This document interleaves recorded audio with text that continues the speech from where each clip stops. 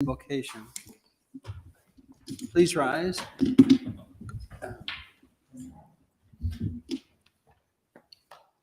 I pledge allegiance to the flag of the United States of America and to the republic for which it stands, one nation under God, indivisible, with liberty and justice for all.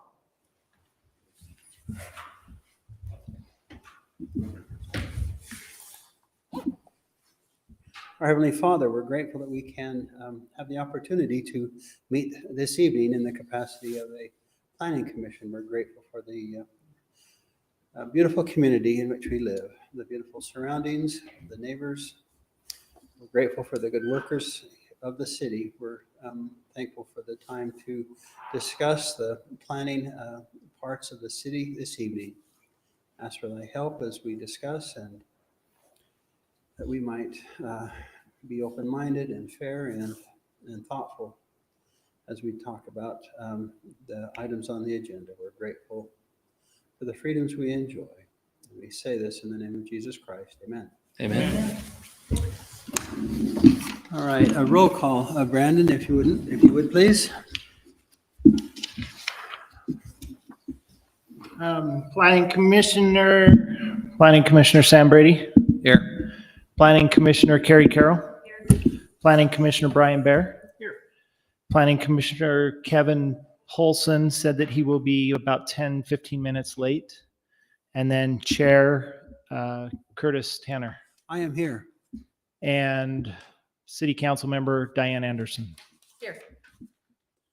All right. Thank you. Let's review or approve the minutes for the February 22nd meeting.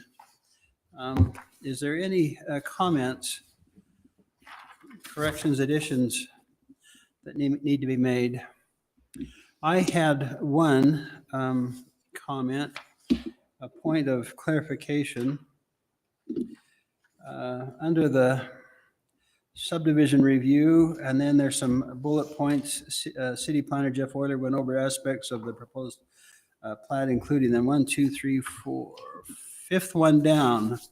The power line corridor is, I'm quoting, the power line corridor is considered a buildable area. There is room to allow lot owners to not build under the power lines, but is allowed by Rocky Mountain Power.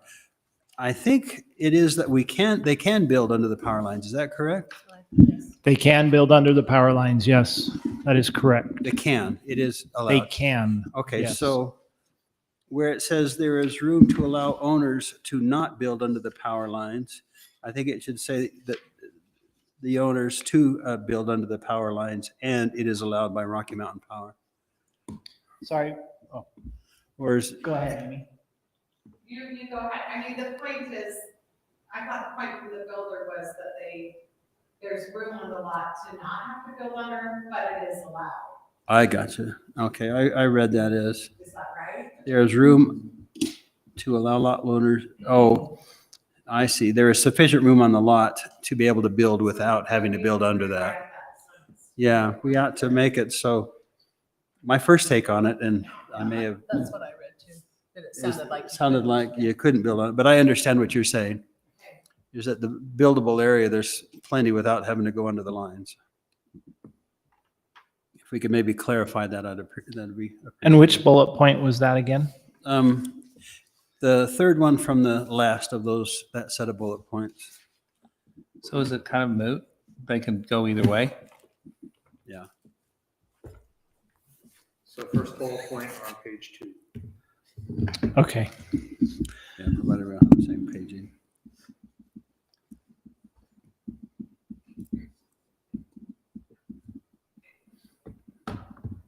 I didn't see the notes on it. Nothing else? Okay. All right, the chair will entertain a motion to approve the minutes as will be corrected or adjusted or edited. Okay, how do I say it in the right verbiage? I move to approve. Approve the minutes of 2/22/22. That's correct. That's correct. A second? Second. All right, it's been moved and seconded. All in favor of approving the minutes, say aye. Aye. Aye. Any opposed? All right, thank you. All right.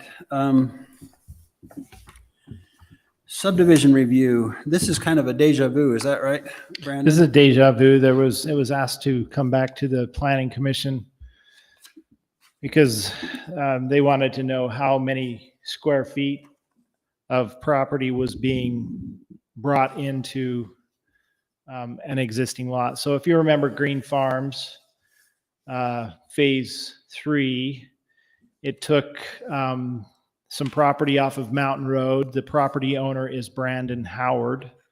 He had an acre, roughly an acre and a half. He took property from his backyard and sold it to an owner in Green Farms Phase 2, who is Chad Knowles. And they're adjacent, they abut. Yeah, their their backyards are neighboring. Yeah. So Brandon Howard sold some property. We went through that whole process, and the planning commission had approved it. I took it on to city council for approval, and the council asked that it come back because they didn't want part of the property to be zoned something different than the other. So, and they wanted to know how many square feet of property. So let me just run through the memo really quick. The original amount of property that Brandon Howard had at 124 South Mountain Road was 60,773, and it was zoned RS12. He sold off 8,501 square feet to his backdoor neighbor, leaving himself 52,272 square feet that will remain RS12. Mr. Chad Knowles, who resides at 1455 East Howard's Way, originally had 12,719 square feet.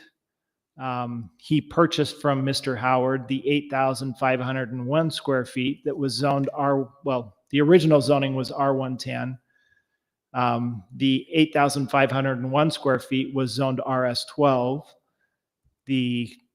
which made that a double zone. There was 2 zones within that, for a total of 21,220. So what I'm asking the planning commission to do is to approve the rezone of 8,501 square feet from RS12 to R110 so that it complies with the zoning for the Green Farms Estates subdivision. Conforms, not complies, conforms. Okay. Does that make sense? Any Yes. questions? Okay. Yeah, any questions? All right. The lot would obviously still be buildable on that new zone that it's trying to become because it has more square footage. That little neck there, is that? There's a home already on it. So the reason Mr. Knowles purchased property from Mr. Howard was to put a pool and a pool house on the property. Okay. And I do have a permit sitting in front of me right now for the pool and pool house. All right. Okay, so it looks like we are, I'll ask a question. Do we approve the rezone or do we pass it on to the city council? You pass on a recommendation. Okay, so I guess the chair will entertain a motion to recommend approval of the zone change. Is that what we're after? Yes, and if you would please, in your recommendations, state the 8,501 square feet so that that is clear to Okay. the city council. All right, so in the motion, state that, 8,501 square feet. Can I make just a comment? Sure. I just want the planning commission to understand that it's okay to have a lot that has 2 different zones. Yeah. We have other places in the city that are like that. So there's nothing illegal about that. It's just that some on the city council thinks that it shouldn't be that way. So you can rezone it, but it could stay the way that it was and it doesn't affect anything.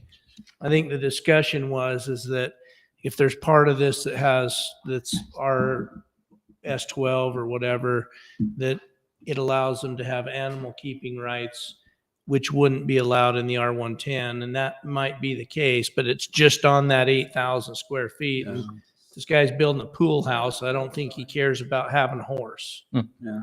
So Okay. I have the opinion that keep it simple, keep it the same zone and call it good. We talked about it last time Yeah. and we just thought it would be fine. Yeah. And that's why we just left it that way. To leave it as two different or leave it? No, as- last time we left it as two different intentionally just because of what Jeff had said that it didn't matter. Yeah. So, but we can conform to the other way.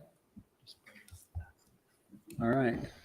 You do it. I motion to approve the rezone request of 8,501 square feet from RS12 to R110. All right. Is there a second? Second? All right. All in favor of recommending a rezone, say aye. Aye. Aye. Any opposed? All right. Thank you. All right. Thank you, Brandon, for making that so clear. No problem. Thank you, Jeff. Does that What was it? require at the city What's council that? level Wasn't an me ordinance that or asked a? for this. Just very clear. Oh, Wasn't. Okay. thank you. All right. Next item on the agenda.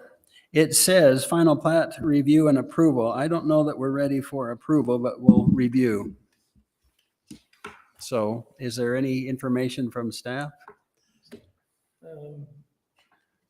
Brandon, where we at on, I So- know we're still waiting on the city engineer to, We're meeting with the city engineer tomorrow morning to go over plans. So I know that's happening. I also have a meeting planned as soon as Hates Creek will put me on their agenda to discuss with them the crossing and the property that will be used. That's Hates Creek's property currently, but will become Fruit Heights City's property for the road. So I'm working through that with Hates Creek right now. I talked to Steve just a few minutes ago, and there's still some concern from Hates Creek. So I will work with the team to get some clarification on how I can help Hates Creek understand better the crossing. I know that Matt Lowe's team has also submitted to Davis County Flood Control and to I was going to say FEMA, Corps of Engineers. Is it the Corps, Steve? Okay. So they've also submitted all the applications and permitting necessary for the stream crossing and stream alteration permits. That's currently in the works. The plat that will be, well, you can see it right now. The plat that's in front of you excludes some lots. And so phase one has a few lots removed just because we're still waiting on some different things associated with the subdivision. But those are the lots that would be considered phase one. The plan is still to come before the Planning Commission with all the lots. We believe that that we should be able to approve, and correct me if I'm wrong, we should be able to approve all those lots. The upper side of that, we're just waiting for the annexation. Tomorrow, we're going to be talking about some utility stuff. The lower upper corner is the PRUD that we'll be bringing at another time. And then where the two little cul-de-sacs are in the center, there's some geotech stuff we're working through right now on those, completing some geotech stuff on those. So that's where we're at. The developer has been very good at following the recommendations of the geotech for the filling in of the mine area has been getting compaction tests, and they are still harvesting some good material to make sure that they meet compaction that's required by the geotech. It's my understanding that that has been going well.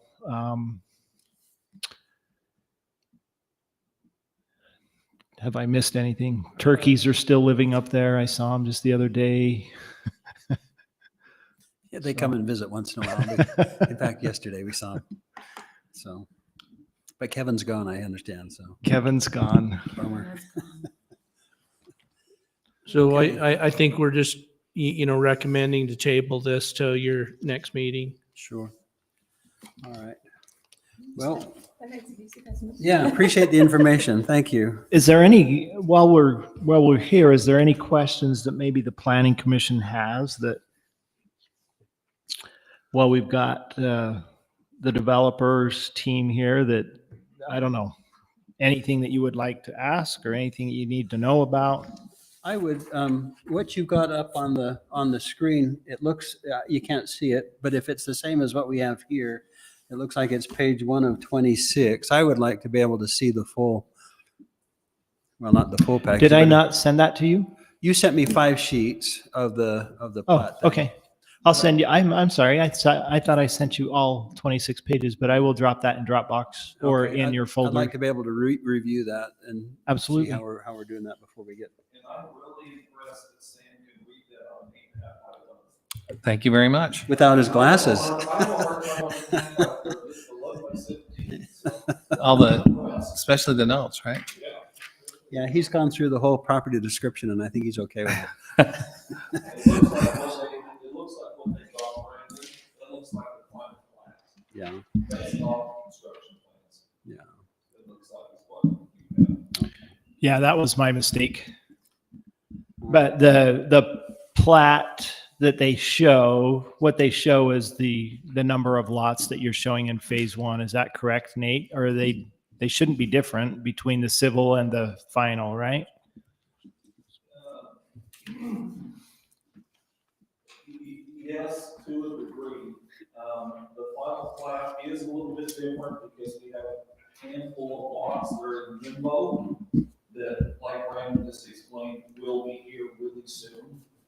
But the main thing that we're going for in phase 1 is all over the place. Yeah, Since we have to have connectivity, we have to have utilities there anyways, and then we just know that the lots will be there very soon. Lot 34 and 35, it's got a nice, speaking of reading, the aqueduct that goes through there. That's non-buildable, I would assume it's an easement, yeah, that's the aqueduct. 34 and 35. Yeah, So you've got a split lot, just interested for the guy who buys that he's got very clear understanding that he's not buying the full lot, kind of, he's to develop. He's going to split it. Is there enough room to do the frontage and get the front? And anyway, just observation. Yeah, Interesting lot. It is a great one, 35 and 34, they can build in front of the lot. 33, it also dissects, and 33, they have the ability to either build in front or behind the aqueduct. well, yeah, well, what I'm seeing is it shows on 33, it has to be behind the aqueduct. It doesn't look like there's. Yeah, it doesn't enough have room any there. buildable 30. crosshatch. Yeah, 34 and 35 has got buildable either And east or west of size that. the home. Yeah, Most, we are anticipating 33, they do build on the backside. yeah. And the 34 and 35 looks like it could be up in the front. 34 is a little, I'm not sure. Do you know offhand? I didn't bring my scale. Is that, how many feet is that? The aqueduct's 41, so there's about 40 feet on that, that edge there. On lot 34. Yeah, that's the one. 34 on the front side, once you apply the setbacks, there's about 70 feet. An average of 70-foot depth on that. On the short side. Okay. When I was looking at this, should those 3 lots be restricted with an R on title, like some of the other, specifically for that aqueduct? Would that be a good idea? It's something that we've batted around, honestly, with staff and geotechs, and Weaver Basin Water, and Weaver Basin recommended just to clearly show their easements and the requirements to cross their easements as supplemental documents, that they did not recommend an R, just because they're part of the approval process anyways. We can. It just got really messy on the R. What we're trying to do is save the R for the geotechnical portion Yeah. and not necessarily the easement portion. Sure. And I think that was the recommendation from the geotech Yeah. too, that the R designation should be reserved for geotechnical issues and not. Not for water mains. Not necessarily easement. The easement, yeah. Okay. And just, Is there a legend that we can have? Well, I guess if that's clear that the R is specifically for geotechnical, then can that be designated on title or on the plat that the R relates to geotechnical? A lot of times there's a restriction on title, but no one ever knows what it's for. You know what I mean? Oddly enough, you have plans only. I brought construction plans only. Sure. So now can you pull up the Yeah. final plat, please? Let me, I guess maybe the question is how do we get that message of what the restriction is to What it to says the on, report. I don't know, what is this one? Can you see that? So that is, that's why. Okay, so the legend identifies the crosshatched area, not the buildable, but the other hatch as fault setback and slope stability setback zone. No disturbance area. is that what you're talking about, Brian? No, I'm just talking about the restriction in general. Because when a buyer goes in and buys a lot, Mm-hmm. I guess there's no authority that says, well, why is there a restriction on it? Why is there an R on it? Nobody knows. The title person doesn't know. And Brian, we're actually not looking at the plat. We're looking at page 1 of the improvement plans. On the plat, there is a description of what the restriction is. And that's why I want to pull it up. It's on sheet 2, I believe. So it does describe that. We're not looking at the right document right now. Can I Oh, just yeah. ask what the difference between the plat and the improvement plans? So construction plans. Is that what the improvement are? Only 6 sheets, and this is what we hand to the contractor to say, please build this. It's approved, we do a pre-construction meeting with the city, this is what the city uses for inspection.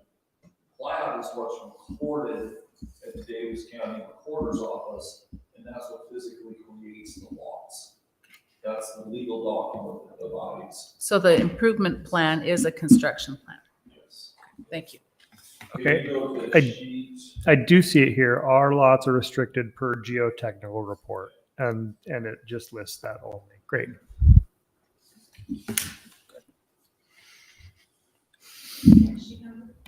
So with all the different plats and all the different Go to sheet plans, the prospective owner needs to be able to obviously have all of these in a packet so that and I hope they're going to sign off on everything as a part of your diligence as a cell that they really initialed and understand. You know, there's stories out there where if you live by a dumps, you need to sign a document that says you're not going to complain if you smell something from that trash area. So you'll have some documents like that they can. Plat also cites the development agreements, there's the geotechnical report, there's a law supplemental documents that we want them to. Oh, there it take is. to all of them. And sign off of versus just looking, because, we're talking about this in a meeting and we've kind of been thinking we know a little about what's going on, but, just a prospective buyer, the realtor, the people that come in and they're going to just say, here, sign, and they have that signing moment and they might not get it. So we want to make sure there's literal documents that describe concerns on every lot that has to be signed by the owner, so that it's not, you're just look it over, make sure you understand the legend. You really, I think we need to make sure that every special element of every lot needs to have a document that they need to sign for everybody's benefit. Remember, we have a development agreement on this too that specifies all of that. They've got to refer back to the geotech reports because not every lot is going to have the Right. same requirement. And so to put that, we've been through this with, we've talked about this, because to put a list of things together, what lot may have, we felt like that would be putting the city and the developer in a position where if we don't list everything on there and we forget something, then we open ourselves up to liability. So we're simply saying you refer back to the geotech report to review what has to be done for those restricted lots. Does that make sense? I'm just recommending, like, not all the lots have an aqueduct.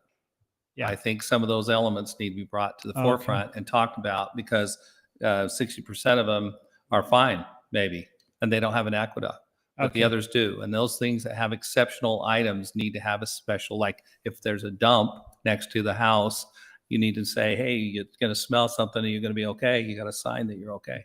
And that they sign that, because we got 33, 4, 5, few lots. I don't think that's a big request besides that, to ask for those documents to make sure that it's very clear. Okay, I understand that. Something I think is important to note here, unlike most other developments, none of these lot sales are going to go to other real estate agents. They're all going to be funneled through me for that exact purpose. We're going to have each lot signed off, everything that pertains to that lot. If we let it out to other real estate people, they're not part of this process. Sure. They don't know, and they're not privy to the development process. So we're going to eliminate that problem. So does that come up as a good idea, or do you consider it? Because it sounds like it's not. It's just read the doc. It's all there somewhere, and you're going to sign that, and nobody's going to do that. The fine print always gets not looked at, and then it's a concern. I'm just bringing up the obvious elements that I think ought to be brought up. That's all. Thanks, Sam. Is that worth considering at this point, or is it? Okay. Between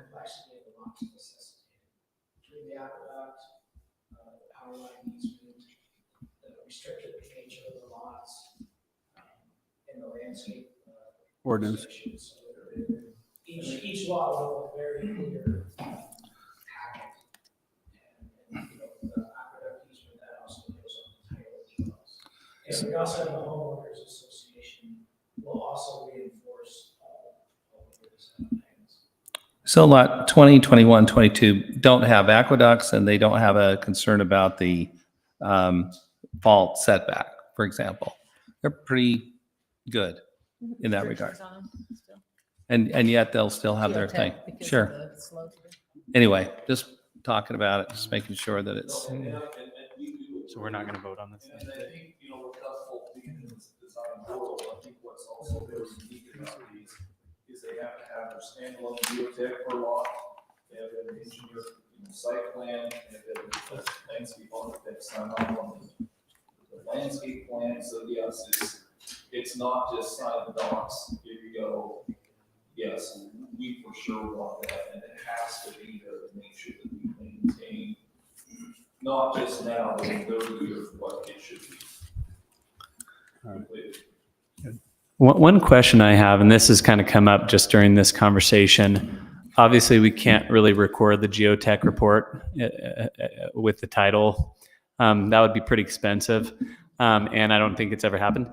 I'm just wondering, so I think obviously the HOA will kind of house the document, but I've been involved in situations where the HOA documents go into someone's basement and they move away. And is there something we could do, like for example, you might record like a memorandum of lease on a property if it's like a commercial real estate that doesn't like contain the full lease, but it's kind of, is there some sort of memorandum of geotech report or something that we could record so that, and again, the concern always is what potential homeowner is going to go look through like all the title report, other than the nerds who like to look like at title reports. I'm one of them just because that's my job.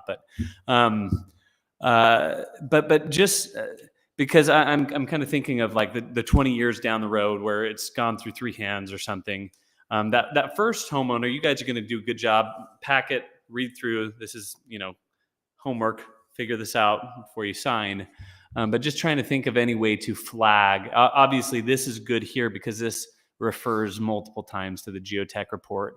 But even something that says when the geotech report was created, who created it, so that if they looked at that, they're like, I talked to the HOA, they don't have it. I talked to the city, they don't have it. But they say, okay, here I see this company did it. They did it at this date. This was the individual involved. I don't know. I'm kind of spitballing here, but that's a thought I've just had in the past couple minutes as we've been talking about this. Just, I appreciate the concerns represented about. We want to put every flag there available so that someone can pay close attention, do their kind of required reading, and make an informed decision. So I don't know. You guys think about that. I've never seen something like that, so I don't know if it's quite feasible, but if that's something that we could do or consider, that might be another layer of safety. Kevin, that the development agreement does specify dates, time, all of that, Okay. that the geotech was created. All of that is specified. And my understanding is that the entire 600-page report will be recorded as an exhibit to the development agreement. Oh, good. Isn't that correct, Scott? So it will be on title. Nice. So somebody will, but what makes me sleep okay or better is that every lot owner is going to have to hire their own Right. geotechnical engineer who will sign a document saying, I have read, I understand, Right. and I have complied. Okay. And then that will be also reviewed and signed off by our geotechnical engineer. So that's where I think we feel a little bit better about it. Every single lot. And that's with the initial sale. I guess the only thing is I'm just trying to project, just because I think often what will happen is, HOAs, some HOAs are very, very good at keeping their documents, their governing documents, and maintaining them and updating their group. Others aren't. And I've Right. come into a situation where there's kind of a water rights issue, and they did such a terrible job of maintaining their deck, their CCNRs, and basically all their governing documents. And they denied someone water shares because they were wrong. And then, lo and behold, we tracked down the original document, spent tens of thousands of dollars, and then the HOA had to pay money for all that. So I'm just trying to think through what happens 2-3 hands down the road.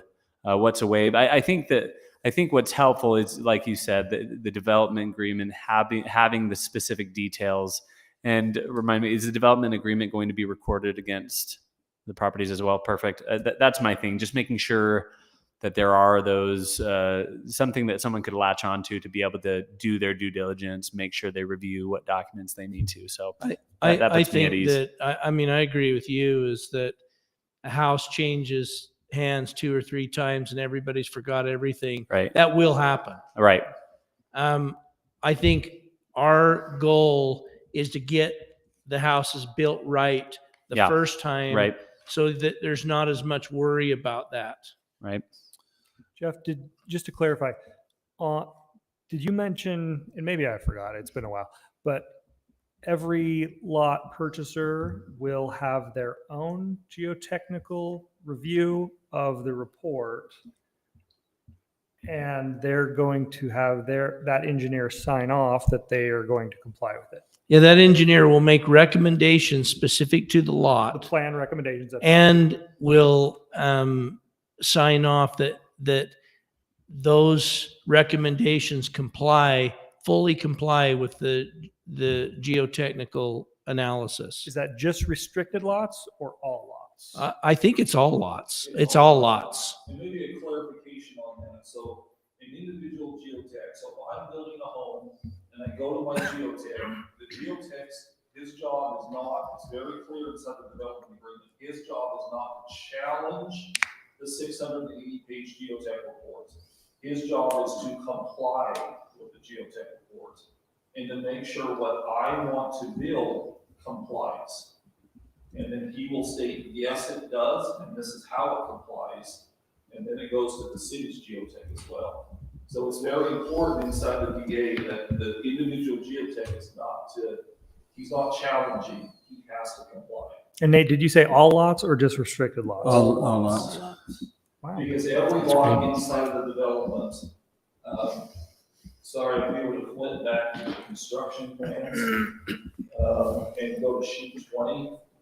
So the civil. Yeah, so inside of the internal plan, construction drawings, sheet 20, we call the cliff notes of the 650 pages. Sure. Oh, I remember that. The color coded. Cliff notes and all the colors and descriptions and everything inside of there, that does touch every lot. Right. Nate, another question for you. What will change from this plat that we're seeing now? Is anything still prospective to change? Or the streets or The lot streets are sizes? not, the only thing that's prospective to be added is once some of those lots get cleared, they will be added to the plat. Once we get lots annexed in, we'll show those on here. I guess my question is, what is slowing us down from final approval? We want to vote tonight, we're all excited. Are we just waiting for a public hearing? Is that the last step? No, we're waiting for the information back from Davis County Flood Control and from the Corps on the stream alteration, stream crossing, and then also Hates Creek irrigation, because there's 0.48 acres that is being encumbered by the crossing that is Hates Creek's property that will become right of way to Fruit Heights City. Gotcha. Okay. So all of those things are being worked on right now. Real quick, there's a couple things I wasn't in love with or I needed to clarify. Like on 14 and 15, which is the front and which is the back on On those page lots? 4 or 5. Brian, is your microphone on? It is, but let me get a little closer. Okay, On, thanks. on lots 14 and 15, I wasn't sure which is the front and which is the rear of the lot, because there's a street that you could on the cul-de-sac versus the. Yeah, so lot 14 and 15, the front rock loft drive being the northeasterly road. The front door would be to the east. That is correct. Topography wise, those homeowners are going to want to build that way just because of topography. We've got about 15 feet of wall from rock wall down to the circle. Okay. So do I hear that we'll have 3 independent geotechnicals on this project? You guys have the one developing it. The city will have one independent, or can they use all the same one? And sometimes you go to a project and you say, who's a geotech? Why do I need to invent that?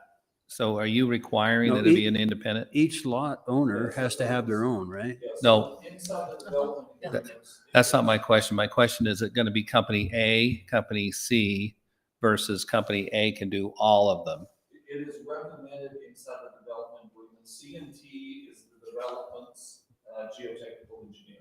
Okay. It is recommended inside the development agreement that they utilize CNT Because they've gone through because they've gone through. that's why I wanted to clarify. Honestly, pain and suffering That's to why, get us to this point. because that's what usually happens. They say, who did it? Let's go not invent this and let's go have them do it. I wanted to make sure that there's no restriction. It can be the same person, the same geotech can do all city owner. Not the city part. Okay, The that's, city part is independent. that's the comment. Who's doing what, and are they Yeah. all independent or just 2 out of 3? So Geostrata will be reviewing for the city and CMT will be reviewing for, And maybe one more, depending on who they are Yeah. that Yeah. wants to There have. to could be provide. 2, there could be 3. They could have a buddy that's a geotech and say, I want you to do it or something. Or you know how it goes. And I think as soon as they saw 680 pages of geotech, they thought. Yeah, I hear you. That's why I brought it up, to see if there's a restriction to that very comment so that they can use them if they desire and without. That would certainly be our desire. Sure. And then is there just a certain number of homes that will move you guys out of the total 100% or the in charge of the HOA? Is there 70% and then you guys can go away, or are 100%? HOAs do have a time limit, and they sometimes, and they have a number of lots, and then they say after a certain amount, the homeowners association can take over the project. Have you guys talked about that? That's a good point, Sam. That's something that. Because it's out there, and they can say, we're done, and we're going to take it over as a homeowners association. And there's a certain percentage, once they hit that of ownership of that development, they can get together as a homeowners association and say, thank you very much, and it's been nice. Or Brandon, do you know that answer? what answer? Have you guys- What's the question? I'm sorry. It's it's almost like an expiration date we have on food. After a certain number of lots, sometimes the homeowners association can take control of this development. Is that the case, or is it going to be 100% all the way to the finish line with every lot sold through this current developer? Because of the complexity of it, of the Just- subdivision, I would like to see it go all the way through to the end. And then once it's developed out, then the HOA association, but that may be something that the developer may want to discuss with the HOA. I would just hate to see it get turned over too soon Sure. for fear that, the HOA may not understand the complexities of it. To the point. And I'm not saying that Scott would be probably the HOA president, like forever, like. but not forever. You're exactly right. And no, I'm hoping it was, but I'm just bringing it up. Is there documentation, is there information that says the HOA has rights after a certain percentage of homeowners purchase into this property that they can take over the development? I don't know the answer to that. I don't think right it now. says that. Do we want to talk about that somewhere before this completely gets done, or is it too late? No, it's not too late. And I So- think we could talk about it with Matt Lowe and his team and determine what that number is. Is it 80%? Is it Yeah, 60%? It's just a discussion that it's out there, and some developments say, hey, after 70% of the homes are purchased out of development, the homeowners association can take over the full responsibility of it, and the initial developer can say, it's been fun, we'll see you later, and they're gone. Yeah. You can't speak for Matt, but I think our recommendation to that would be is to retain that. Well, and there still needs to be the CC&Rs put together at some point, and that'll probably contain that language, right? Well, regardless of whether it's 100% or 80%, as Jeff was describing, the important people who give the approvals for each one of these is, it's not going to be the homeowner, the lot owner. They're layman, they don't know how all these rules apply, so it's with the contractor, whoever's applying for a building permit, and the city on the tax development requires that they get from geotech people to assess and comply to the original geotech report. And that's where it needs to be, that control, not with the individual homeowner. You can turn it over to an HOA president. Yes, I'm going to be there, and I will transition from developing into HOA, but I won't always be there. And that's not the place where you want to lay out responsibility. It's already in place with the development agreement where it needs to be. Right. Make sure that happens. No, and I think the development agreement's in a good place, given that we drew in the city, the HOA, the developer, and there is that yearly requirement that geotech comes in, double checks everything, make sure we're cruising along. But yeah. There's been some good discussions, some good questions. So thank you. As long as Scott Justice stays alive, everything will be fine. If something happens to him, I'm moving to Arizona. That's a lot of pressure. Okay, All right. any other questions? I have just one minor little point. The next page on this and then the following page, on the page 3, you identify that 40-foot aqueduct easement. I would like that note also to be added to the other 2 pages, so it's clearly identified on each of the pages. In particular, especially when. Do you mean in case one of the drawings gets missing? Yeah. Oh, just saying. Not anybody, it's just, So as we go through on. 34 and 35, you can see it clearly identified as a 40-foot aqueduct easement, but the next page and the next page, it's not labeled. So let's make sure that that's labeled. yeah, like all your other easements are clearly shown almost on every lot for sure, right? I mean, it could be easily missed because it's kind of parallel with the road and all that kind of stuff. So, I think that is some of Almost the- looks like a road. It's 40 is feet some of wide. the Confusion probably is that it does wrap up into the roadway. Yeah. That's the great suggestion. We'll show that. Just Thank you. shade it, show a line. What is this? That kind of thing would be great. Because it's always there. Never going away. Never going away. I hope it's more than carved in stone. So it ended up being 40 feet instead of 50, the easement. Okay. Yeah, the power easement is 50 and then the No, aqueduct. the water, that's your water, right? Yeah. I would, That's the Weaver Basin water. Yeah. it's a big 6-foot diameter pipe run through there, right? Yeah. Yeah, one time eons ago, it was talked about, I remember 50 feet at one time, but it obviously, It's Right. 40 after other subdivisions as well. okay, not 50. Great. All right, any further discussion? Considering we weren't supposed to really talk about it tonight, I think we've probably overdone it, maybe. Okay. But we'll have more Well, when it comes back. Yeah, let's, procedurally, do we need to officially table this until the next meeting or Well, you did review it we did review it and you discussed, so. and we we can check that. discussed, okay, right? final plat review and approve, yeah, well, we're not going to approve it. Okay, tonight. so not approval, but you did review it. And we do appreciate the feedback. All right, But we appreciate you being here so that we Why can are you field all showing the that? questions. yeah. Good. It's okay. I have a question for the officialness. Do we need to officially table this till the next time or can we just go on? What we were just discussing, I would table it because, That's more official. yeah. Okay. Because it's on the agenda, we better Yeah, table it or we'll Yeah. say, Well, why it did was we not do approval. something? Yeah, why Okay, did so the chair will Why did entertain we a do motion to something? table Right.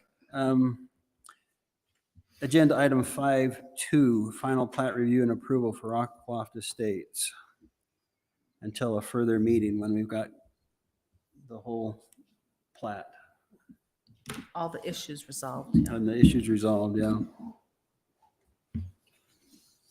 I make a motion that we table 5.2. Okay, great. Thank you. All, Second. any, second? Second. All right. All in favor? Aye. Aye. Thank you. All right. Other business, item 6.1, review and discuss updates to the water efficient landscape ordinance.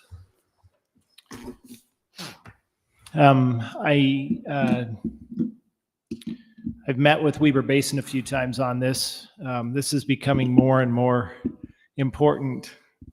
And a water-wise ordinance. As things get closer, and Yeah, water gets tighter it gets tighter and tighter. as the springtime gets drier. So there's going to be a point where we're going to need to approve this ordinance. And remember, ordinances can always come back for updates and review and reapproval if things tend to get worse and worse. I've got a meeting with Weber Basin on the 15th of April to talk about water and where we are and how it's going to affect irrigation and watering. So just because we have this in front of you right now doesn't mean that at some point we can't bring it back for further discussion based on outcomes of water in future. But Chair Curtis Tanner has been through this ordinance and made several notes to it. I'd like to think that we're getting really close to being able to adopt this. Now, also, this ordinance would be something that we would be using for new developments, and we would also be trying to apply something similar to people who decide to re-landscape their yards and have them comply with the new ordinance. But for the most part, right now, this is looking at new development. In the development agreement for Rockloft Ridge Estates, there is a percentage that has been spelled out of area that can be used or irrigated. And I want to say that was 35%. Do you remember? 20, 25? Only 20% of the lot, Okay. the buildable area. Oh, that's right. Because it was So below what Weber Basin. That's right. So in the development agreement for Rockloft Ridge Estates, they are going to make sure that all of the development is at 20% of the buildable area can be watered or irrigated. The rest of it would be not irrigated. No, 20% for sod, the rest can have plants that it's drip system, but only 20% that's above ground. Okay. So there's a discussion out there on our side commercially where Bona Vista says you can have whatever landscape the city allows you, but we're only going to let you water 15% of that, similar to what I think you're talking about here.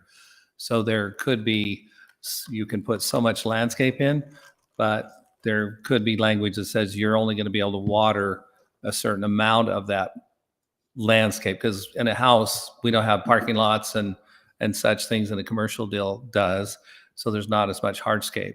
So there is a lot of landscape in play, but some of it is just natural. You know, it's almost, I call it the UDOT deal, where they just throw prairie grass down and on the side, like down here on 89, and don't have a maintenance concern, and they don't water it. It takes care of it. Whatever it gets, it's from the sky. So is there a percentage of, did you say that there's 20% maximum amount of landscape available and 15, something like that? 20%. Typically, right now, Weaver Basin is 35%, but most subdivisions, what they do, we cut down to 20 of sod. And during that landscape ordinance, the description in there talks about how water is measured, what type of sprinkler system, all those kinds of things in drip irrigation. You can have a lot more area landscape, but it's by drip only, which will Just drastically reduce the amount of water on that property. theoretically, and I say that carefully because drips can go on and on. If the valves stick, they can go on and they can flood out a property slower, but they can still flood an area by a drip system that has a little tiny minimal 1/4 inch tube running to a plant or a tree. So if that drip goes on and on unattended and the valve sticks and they're gone for 2 or 3 weeks, you could have some flooding going on with that. So even the bubblers and the drips have their own, concerns about their continuous use. So Sam, just as an example, the minimum buildable area on every lot is 5,000 square feet. Okay. Minimum. That's hardscape. That's buildable. There has to be that much buildable area, Okay. not hardscape, just buildable area. So let's say that a house takes up 3,000 of that. You got 2,000 left over. They can landscape 20% of the buildable area, which is 1,000 square feet. So they could landscape half of what's left over after they built their house. The other 1,000 square feet could be landscaped with a drip system.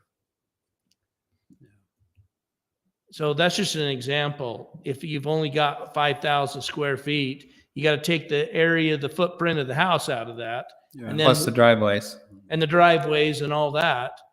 But they can, if they had 5,000 square feet, they could landscape 1,000. So, sorry, Long. I should come back. You could actually build all the way up to 5,000 feet in building structure and then have the driveways outside of that. Sorry. Yeah, they could. But if they took that whole 5,000 square feet, they couldn't landscape anything. Okay. Yeah, I'm just talking about how much they can do and how And- much and of that can they just sprinkle. By way of remembering the restricted area that is going to be behind the restricted signs are no landscaping, no irrigation. Yeah. I think on, as far as the rock lot goes, they've done a pretty good job in identifying or being conscious of water wise principles. I think they're doing a pretty good job with that. In my meeting with Weber Basin, they are extremely, and I know you've heard this before, but I just met with them a week ago. They are excited about the potential that this has. I met with them to talk about what the city can do for our detention basins that we've inherited, and how we can be water wise with those and still make them look nice, Well, it's because I full of don't want water them to now. be. It's full of water now. I mean, what's the I know. problem? We could pump the water out and irrigate the plants with the water from those things. But so, again, that's been the conversation, at least at a Fruit Heights city level, is what can we do as a city to be more cognizant of our water usage throughout the city and our parks, because we want to be the example of that as well, and not be the one that's wasting water. So you will see a reduction in greenscape at city parks, and that'll be something that'll come. I think you're going to see it countywide. Yeah. This is going well beyond Fruit Heights City at this point. Yeah. So I guess at this point, I would like you to give it just another look over on this development or on this ordinance. My plan is to have it in front of you again, a final review and approval at the next planning commission meeting. Okay. I think we're at the point where we can approve this. Yeah, we're close. So my question, I mean, it's structured more of developments that are going to be coming in, starting new. I mean, obviously we've talked a lot about Rock Loft. Sorry, always forgetting the name. Has a rock in it. I think sooner rather than later, we're going to have to start applying this to already existing developments. I think Section 14 is kind of the opening for that. Right now, we have a Yes. very broad, ambiguous, don't waste water. Is there any thought? Have you guys seen other cities who have started taking action to move it to already existing developments, and how that might look, how we might structure that? One, there's some cities right now that are doing the flip the strip program. They're giving some incentives for people to be water wise. Mayor Pullman last year came out with a timer, worked with Weber Basin Water and Orbit, I believe. And we purchased several timers that are water wise. But as people start landscaping, I think where this is going to come into play is as people start landscaping and the city starts to notice landscaping, permits will need to be required, reviews will need to be done, and they will have to meet a standard of water wise as they do that. And a lot of people re-landscape and don't realize they have to get a permit, but that's going to have to be the standard. I think we're going to have to enforce that in order to make this stick. But maybe Jeff has some. And is that permit, like, they come before us? Is that like who determines those permits? Is that just city officials or what? I don't want to be the one to approve it. So Jeff said, I think, Kevin, that we are significantly behind the eight ball, given the circumstances that we're in and what's about to transpire literally in the next maybe 2 weeks to 30 days. right. No city is talking about the changes that are going to have to be made. Right. Let's have this conversation again at the end of August. And I promise you, we're going to be having a completely different conversation. It's going to be when everybody's lawns are completely dead at the end of this summer, we're going to be having a different conversation Right. about what the future is going to look like. Nobody is prepared for it. Right. What about the Heights subdivision? Do you guys have restrictions on them? Because a lot of them, well, some of them have their landscaping in, but not all of them. No, we don't have an ordinance yet to enforce. So I can't do anything until we have an ordinance. But as, you know, and that's a good point. How are we going to enforce that? Well, I think that's going to have to be through a permit process, and they're going to have to demonstrate, you know, the amount of grass that they will be watering. And we're, you know, the Rockloft Ridge Estates is set at 20%. I don't know if the city sticks to that or if we go with Weber Basin's recommendation of a little bit higher. I don't know, but that's a discussion we're going to need to have. I would like it to be the same across the board. If we're going to set 20% as a standard, then I think that needs to be applied equally, because then it becomes hard to enforce. Am I 30? Am I 20? Am I 35? What am I? So we decide what that's going to be, and we stick with that. If I could make a comment, I'm neighbors with Darren Hess at Weber Basin Water. And Weber Basin Water's big push right now is if you have turf, and the only time you walk on your turf is to mow your grass, take it out. So that's their big push. Turf is the problem. Right. Turf is our largest user of water, hands down. And so that made me really think of my own house at work is, am I only walking on it the most? If we are, pick it up. That's good. That's To, good. to that point, sometimes, let's be honest, turf does serve a purpose with grades and such, where what happens on a burn scar, it all comes down into the neighborhood and it's called floods. So we have to be a little careful when we take all of our quote turf and our vegetation, whether it's prairie grass or things that will hold the soil to be more stabilized, because after fires, you know what happens? It's all going to come down in the neighborhood in form of mud, and it's not pretty. And then certain lots, flat lots, probably not a problem, but certain lots need that vegetation for the stability of the property, especially up there. And we're getting rid of the golf course too. Why'd you have to bring that up? I really liked the responsive Facebook post. Listen, the golf course is still there. Yeah. So plants and shrubs and vegetation, right, Curtis, are very valuable to our lives. They are huge. We don't really think about it maybe. And when we're in droughts, we say, rip it out, tear it out. But we really need those vegetation, those elements there to take care of our whole environment, whether it's bees or butterflies or birds or whatever it is. It's all part of this community that we have to understand. We can't be too quick to just start ripping things out.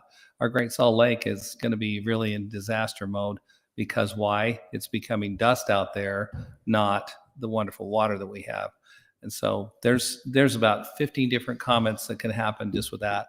But these things all have a purpose and a need, and we don't want to just throw the whole thing out and just be the Chicken Little that said, oh, we got to throw out our grass somewhat. And I get it. If you can get there, we have Las Vegas and St. George is a good example of, hey, we can survive with rocks and a few plants and a few drip systems, and we get there. But there are certain things that that we need to be careful with. That's all. I like, Curtis, that you kind of have a spot in here to give recommended plans. And I think maybe as we roll this out, it almost is worth having some sort of open house or something to teach people what are your options, what's available, and maybe Weber Basin takes part in that, so that there are alternatives, right? There are things that you can put plant that it'll be useful and it'll add to the environment, but it won't suck water so much. And that's part of the reason I went and met with Weber Basin, is because I want to have some of those plants within our city so that people can see what those look like, rather than say, go up to Weber Basin and look and see what they've got. We can Right. say, if you'll go to this detention basin on North Mountain Road, or if you'll go to this park Right. at Nichols Road, you can see what that looks like. Well, But having yeah. some vegetation and some ideas Sure. to show the residents. Yes. Brandon, if I may, we are so excited with Weaver Basin participation. As they've said, our whole area in the next 20 years is supposed to increase by 30% population. They, in their own words, we don't have the water unless we do this in every development. Doesn't matter if you're on the hillside or out in the valley. Every development house is going to have water conserving landscapes. A word of maybe an idea to put out there. The governor's office, #1 priority this next year is water. What do we do with water? It means behoove every city, from the planning commission to city council, to give an assignment to a commissioner and a council member to be a liaison with the governor's office, because there's going to be grants and there's going to be programs that they're going to put out there that you were saying, Kevin, is to get people to flip their strip, or ways to do current landscapes more water compliance. So there's going to be money, there's going to be programs that the government's going to be putting in place. Yeah, on the flip the strip, I think you're very wise in not putting a strip along Mountain Road. And I would push that all the way around. on Wait, would everything. you state that one more time in the Yeah. microphone so that can be on Yeah. record? Real loud. Make sure you get that in the minutes. I love it. I love just having the sidewalk. It's so nice. Thank you. Yeah, I love it too. It is. And Brandon, do I need a permit to rip out my strip? No, you can go ahead and rip out your strip. All right. Thank you. All right, an assignment for each of us is to review this. And if you would, what I'll maybe do is get my active email to you, and so you could just send me your comments and we'll get those incorporated and get those, get it ready to go for next meeting. That'd be fantastic. All right. Which is April 26th, the next meeting, so be prepared. Anything else? Anything else from the commission? Just real quick on this development we just did over at Howard's Way. He got his way. Cool. There's a curb planter sidewalk. Is it just Mountain Road that got the gift of curb pavement and deal? Is that just because of the neighboring sidewalks alignments and such? We as a staff pushed really hard to do back of walk.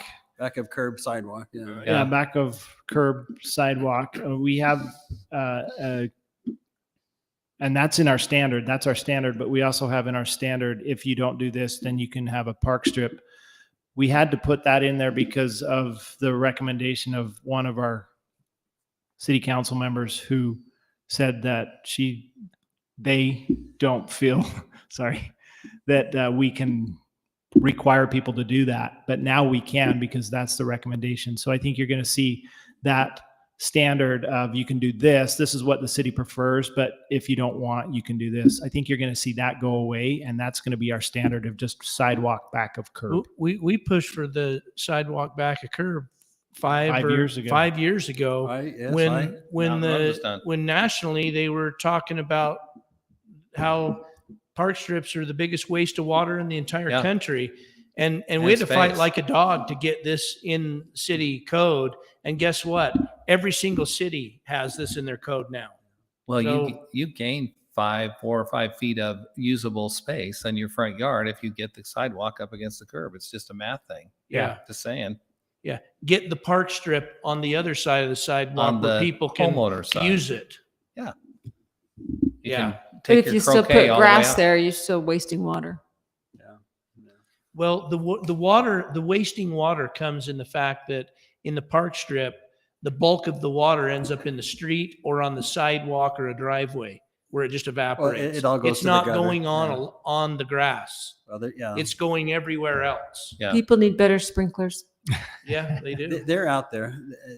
The equipment is out there, but it's the knowledge and the use, and not just lawn wastewater. It's people wasting water on the lawn.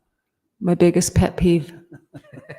We're trying to grow concrete here. It needs some water to grow, And right? our neighbor, good neighbor across the street ought to take a lesson. I've ridden my bike up there in the mornings, and there's gallons and gallons and gallons going down the gutter.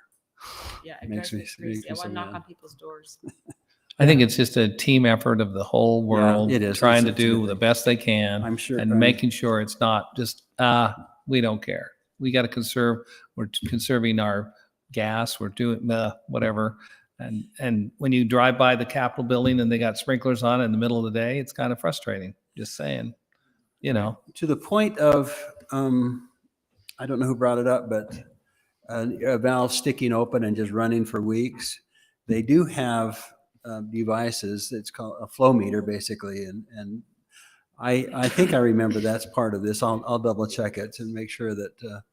And those are getting better and better all the time. So I think that'll have to be a requirement if it's not, to make sure that we've got a flow meter that's, so it can, a master valve will shut off if it's more than it should be, if water's flowing more than it should be.